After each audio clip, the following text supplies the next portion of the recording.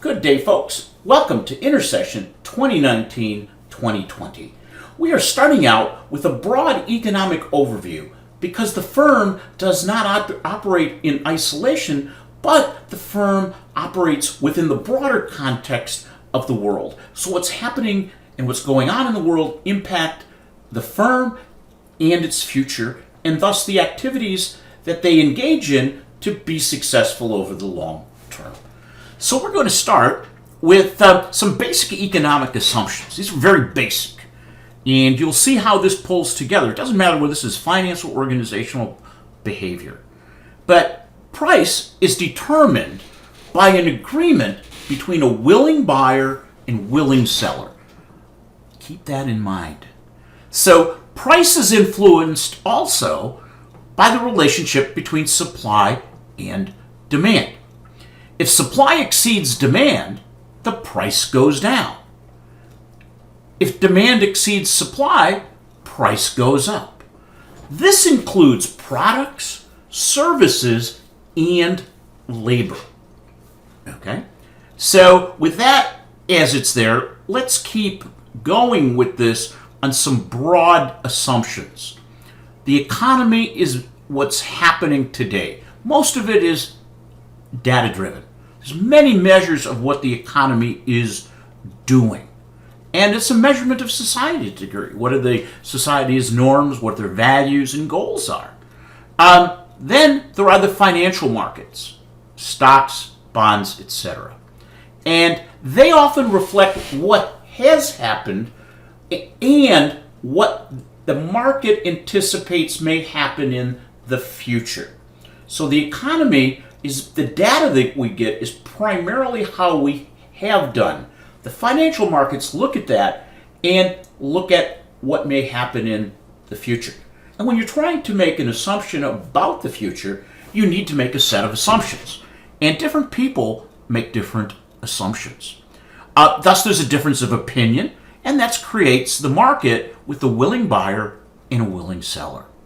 And today, the market often reacts to news. We hear a piece of news and the market reacts. Some of it is because the market is influenced today by programmatic or algorithmic traders. So that's sort of the basics by which I'd like to start this discussion.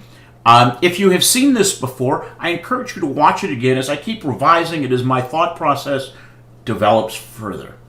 What we're going to take a look at are four things.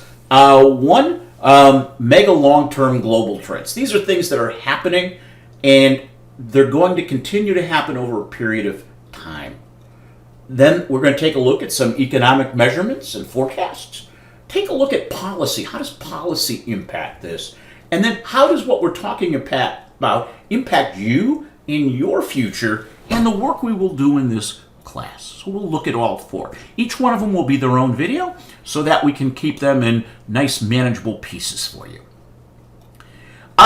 The trends that we're seeing, the world is interconnected. This should not come as a surprise to anybody, but because of technology, the internet, everything is connected to everything else. The world is interdependent. We're interlocked as nations, as individuals, in a way that has never been the case before. So we're very connected. Let's take a couple examples of that. And this is, where do our food crops come from? Both from a seed perspective and actual production. And as you can see from this chart, is that our food supply is across the world base. It's not just in one place. We look at the Boeing 787, the one they are still producing, and if you look at where they come from, you can see parts coming from in the U.S., Boeing Spirit Air Systems, GE, Goodrich, Australia, Canada, Asia, Europe. And they all come together. Now, this becomes important because if you think about it, the 787 is an American plane. However, the parts come from everywhere else. Why does that happen? We'll look at it a little more. But it's where we can get the best price to be able to build it, because a willing buyer and a willing seller. But there's different technologies, different costs, but that all goes in. Now, one of the things the S&P 500 and the S&P 500, for those that don't know, that is an index made up of the stock prices of 500 of the largest corporations in the U.S. These are U.S. domiciled companies, and the S&P 500 represents the top companies in the country. So if we look at this chart that you see right here, that they had over $9 trillion. Am I doing that? Yeah. 9,047,000 of sales in America. Now let's back up. Next thing I want to look at is the S&P 500, which are the 500 largest companies that are domiciled in the United States. And they make up this index, which we call the S&P 500. If you look, that they sold $11 trillion worth of products last year. That was their revenues. Okay, that's the 100%. 30% or 3.6 trillion were sales outside the U.S. You can see where. So what we're seeing is the largest corporations in America are already doing business around the world. So they're integrated. These companies are integrated. Their products go all over the world. So now let's look at where their employees are. Same S&P 500 companies, and as you can see, approximately a third of the employees working for S&P 500 firms do not work in the U.S. They work abroad. So we have American business is integrated with the rest of the world. Okay, so that's a trend. It's continuing to grow. We can see it growing here. If we went back and looked at this 10 years ago, we'd find the same thing. The global financial system is tied together from accounting standard boards, from central banks, from international financial organizations, rating agencies. All of these are tied together in a global way. They're not standalone by country. Keeping that going, so we have the first one there is we're a global economy. Global. Second, let's look at population and where people are. This is 1939, and you can basically see the percentage of the world that is in these different areas. The British Empire, Japanese, China, Soviet Union, U.S., French, Empire, Germany, bada bada bada. Let's fast forward that to 2017, which is the most current one that I have. And you can see that on a population basis, this is on population, the largest country in the world is China, followed by India, and the U.S. is only 4.3%. So when we see this, the population, we are not a huge piece of the world population. So if I'm looking to do business as an American company and grow, the market is really these other countries. When we look at this, what we have seen is we've seen the change in world population. We're about 8 billion people on the planet today. And if we look at where we were back in 1750, we see it relatively flat. But what happens if you're looking right here, probably from 1950 to date, what we're seeing is the developed countries have basically flattened out as far as growth of people. However, the total population of the world has expanded exponentially. And it's all happening in developing countries. The growth of people is not happening in developed. So we're seeing the shift that growth is not in developed countries. What we're seeing is this will continue. And when we look, the population in the year 2100 estimated around 11.2 billion, right about 8 billion today. Where is that growth coming from? It's coming from Asia, from Africa. But look at how small North America, and Europe are. But the growth is happening really in Africa and Asia. When we look at it, though, from a global economic perspective, as measured by the GDP, we see that even though we only have 4% of the population, we have 24% of the economy. But that means 75% of the world's economy is not in the U.S. Okay? We're seeing China at 14.84, the second largest economy. Now, we got to take that into account as to where the growth is coming. The growth in China and in Asia is growing. Now, if you go back, let's look, where has the world economic growth come from? If we look again, the growth in the world economy, which is this line right here, comes primarily from China. China is the one having the growth. The U.S., if we look, has been very stagnant for the past 10 to 12 years. So what we're seeing is China is driving the growth. This is on a percentage basis. And if we look at it on a per person, in current terms, GDP in current terms, and we look out to 2050, based on the acceleration that we have seen, what we'll find is both China and India will be bigger economies than will the United States. And you can see the growth rates down here.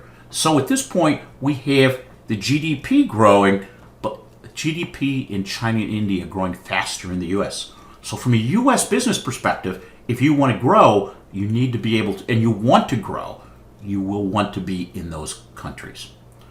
The next thing we have is global political change. The growing size and role of developing countries. The expanding leadership role of China. We're seeing a reorder of global leadership. There's populists, nationalists, mercantilists, swinging right and left.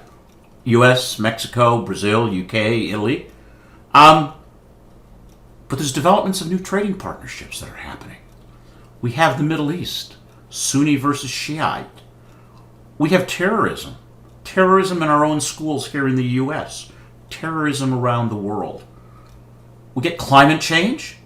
The role of fossil fuels. What we're seeing is energy companies are taking huge write-offs as they believe the value of their fossil fuels are worth less and less. Heightened risk of war continues to be there, whether it be civil war or it be war between countries. So we got this global political change going on. And political instability. The world is very unstable today. Let me just talk about the emergence of China as a leader and the development of new trading partnerships. Okay? And the first one here, and this is fairly new, this just came out. China and Russia are partnering. Russia is incredibly rich in resources, and they produce a lot of natural gas. So what they did is, working with China, is they built a $55 billion pipeline that goes from Russia, okay, where the fields where the gas are, into China. So China is buying the gas. Their energy needs are coming from Russia, nowhere else. The other thing they're working on is called the Chinese Belt and Road Infrastructure Projects. And what they're doing is they're investing, the Chinese are investing in ports, pipelines, railroads. And you can see the existing and the plan. But if you're looking, they're connecting all of Asia, but they're also connecting into Africa. And if we go back, we're going to see massive growth in Africa, in Asia. So when these countries are growing and they're beginning to get and have economic development, the infrastructure for that is already in place with the Chinese to facilitate trade. So this is two examples that we have there. Now, how did we look at this? What drove some of this globalization? Well, there was the internet and technology that did that, but we also look at, remember, willing buyer, willing seller. So price becomes something. This is the average hour manufacturing, note manufacturing, including benefits. Germany and the US are high, but look at what Mexico is, China and India. So what happens is, if you're a manufacturer and you want to sell something, you tend to move to the lowest costs. Why? Because your customer wants that. That's one of the factors that go into their decision making. But we need to go back to this basic accounting. Debits equal credits. So revenue less cost of goods sold equals profits. Cash in less cash out. Okay, that's the revenue is cash in. Expenses are cash out. You have three items. Either cash in exceeds cash out, you got a surplus, that's good. Cash in equals cash out, you're balanced. Cash in is less than cash out, and there's a deficit. Where does the cash come from? So I'm looking here, if I have this cost, and I could shift production to Brazil at $7.97, I'm going to be able to lower the price of my product and sell more. Will there be an additional transportation cost? Yes, but I'm driving the prices down for the consumer. That's the model that Walmart had. So we've had this reallocation of manufacturing capacity around the world. There was availability of new labor forces that came on. Eastern Europe, not until 1989. China opened in 1997 and didn't even become part of the World Trade Organization in 2002. We have Vietnam and Malaysia. So what happened is there was that shift in manufacturing because of the labor cost. There was a move towards free trade and regional trade agreements, NAFTA, the Eurozone, and these things result in a shift that many developed countries shipped the manufacturing side to other countries. And today, that is all being refocused. What does that mean? And in the U.S., we're taking that. But when you think about this on a long-term basis, it's not necessarily sustainable, because if you make everything here, your product price goes up. Keep looking at that as we go along. Everything is interconnected, whether it's transportation, communication, population, economy, natural resources, environmental health, energy, etc. You really we're all connected. And these issues should really be studying on an integrated way. So that's the theme, globalization that we have. We're interconnected. We're also seeing the demographic shift. Next is the aging not only in America but in the world. The number of Americans aged 65 and older will more than double by 2060. If you look at this down here, the percentage of those that were under 18 here, it has dropped precipitously. So we're getting older. We're living longer. We have higher medical costs. You stay in the workforce longer. Second and third careers, part-time workers, different lifestyle and buying habits, and a decline in workforce in U.S. and developed countries. So there's less people to do things as the population ages. Even look at this 85 plus. So these are some of the factors that are going on. Now you say, why is that? Well, it's pretty clear, is that younger people today, it used to be you got married when you were 20, you had 3-4 kids by the time you're 30. So my question to you guys is, do you think you'll be married and have kids by the time you're 30? 3, 4, 5 kids? That's what we would need to change that. So the workforce is getting smaller. Now, this chart, we can look at this and say, that looks nice. But take a look at how this looks graphically and how it's changing. Okay? And I think you're going to find that those 20 to 64 is dropping while the seniors are getting older. Now, another one that comes up here, and this one I just read, and so I put it in, is what's going to happen with housing? And if you look, this is the high point of sales, home sales, and here it is in 18, we're running about the same, 3.5 million units. But here's the homes being vacated by seniors. So what's happening is there's going to be more homes coming on the market than there is demand for new homes. So that's an issue that we will continue to have. This is not just a U.S. problem. If you look, the U.S. is at median age is 38, 16% over 65. Look at, Japan, Germany.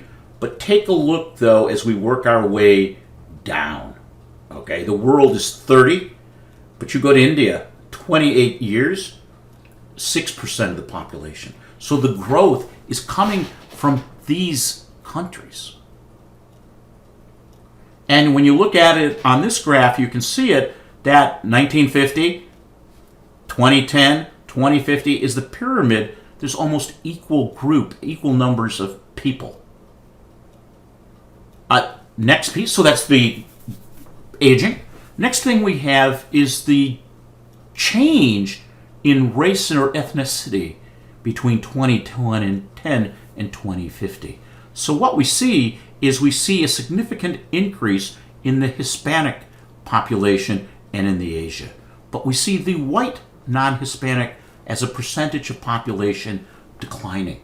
Now, all of these have an implication for organizational behavior, but also from a finance perspective, a marketing, and a strategy perspective. So when we look at this, these drivers of change is we have demographic shifts, reshape global power structure, what's happening, and then disruptive innovation, which we're going to talk about. What we're going to take a look at now is disruptors. I tried to keep this as brief as I could, but I wanted to keep this piece together. So the next video is disruptors.